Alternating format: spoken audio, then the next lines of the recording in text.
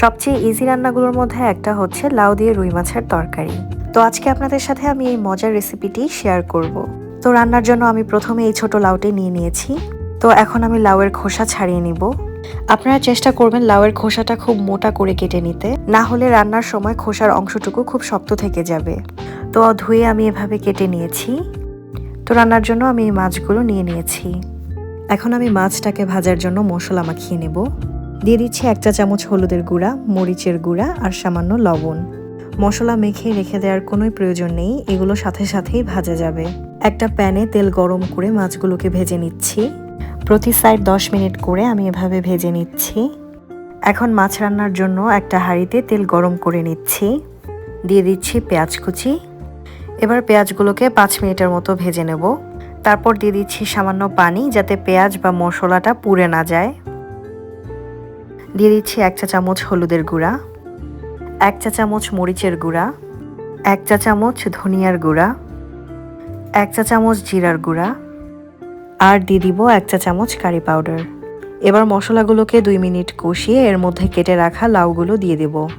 এবার লাউয়ের সাথে মশলাগুলোকে খুব সুন্দরভাবে মাখিয়ে দিচ্ছি। দিয়ে দেব পরিমাণ মতো লবণ। তারপর সব কিছু মিক্স করে সেদ্ধ হওয়ার জন্য ঢেকে দিতে হবে। 8 থেকে 10 মিনিট পর পর ঢাকনা উঠিয়ে নেড়ে দিতে হবে, যাতে নিচে থেকে লেগে না যায়। আর এভাবে কমপক্ষে 30 থেকে 40 মিনিট পর্যন্ত রান্না করতে হবে, যতক্ষণ পর্যন্ত না লাউ সেদ্ধ হয়ে যায়। আর এই পুরো সময় চুলা মিডিয়াম হিটে থাকবে। দেখার সৌন্দর্যের ক্ষেত্রে লাউকে খুব বেশি নাড়া যাবে না, এতে করে গলে ভেঙে যাবে। পুরোটাই ভাপে সিদ্ধ করতে হবে আর হালকা হালকা করে নেড়ে দিতে হবে।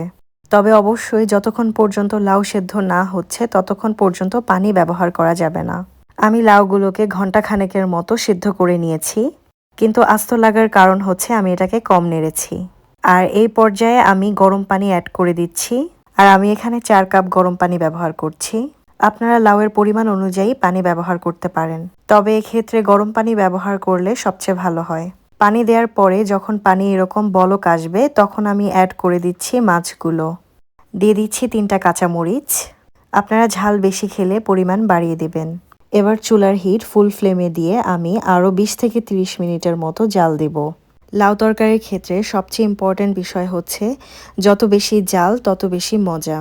তো আমাদের লাউ আর রুই মাছের ঝোল তরকারি হয়ে গিয়েছে। আশা করি এই রেসিপিটি আপনাদের কাজে আসবে।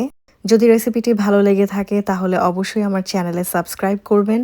আর কোনো টিপস অ্যান্ড ট্রিক্স শেয়ার করতে চাইলে কমেন্ট বক্সে দ্রুত লিখে ফেলুন। ধন্যবাদ সবাইকে।